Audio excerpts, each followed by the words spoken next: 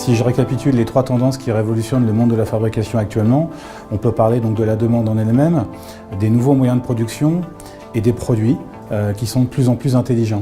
Alors ces produits sont de plus en plus intelligents et de plus en plus complexes parce qu'ils ont aussi la capacité en fait, de remonter de l'information concernant leur usage et de fait de participer à la création de nouveaux produits.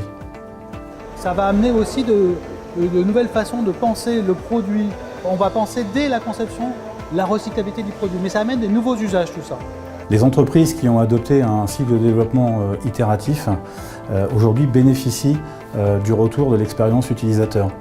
Si on prend l'exemple du service après-vente, c'est bien souvent l'interface unique des entreprises avec l'usage qui est fait de leurs produits, ce qui est une vision parfois un peu négative de ce retour utilisateur et de cette expérience client. L'idée ici est que le produit va remonter de l'information quant à son usage et donc permettre aux entreprises de capitaliser sur cette information pour mieux concevoir les produits de demain, voire jusqu'à changer leur business model. Les nouvelles technologies permettent aussi d'imaginer que l'objet va avoir sa propre vie et il soit capable lui-même de pouvoir dire qu'il a besoin d'être réparé, qu'il a besoin d'être recyclé et de savoir à quel endroit il se trouve dans sa chaîne de valeur. La maintenance prédictive en fait, va permettre d'être soit en anticipation d'un changement, soit en conservation d'un usage. Alors que la maintenance préventive à échelle régulière, eh bien, on va changer la pièce quel que soit son taux d'usure ou son niveau de fonctionnement. On peut prendre l'exemple de l'automobile par exemple. Demain, imaginons que les véhicules deviennent autonomes.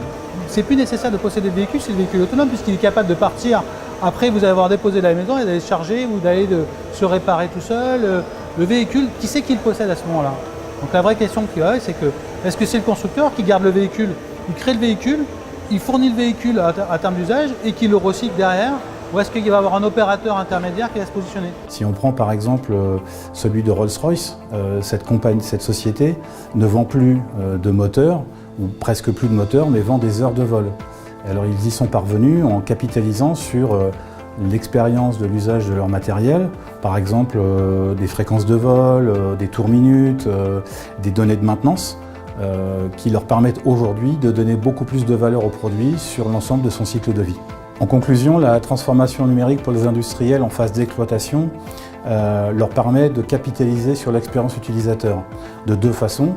Soit d'une part d'obtenir la remontée des informations de l'usage du produit et donc d'aller vers la création ou la conception de nouveaux produits, ou alors même jusqu'à aller vers la transformation de leur business model.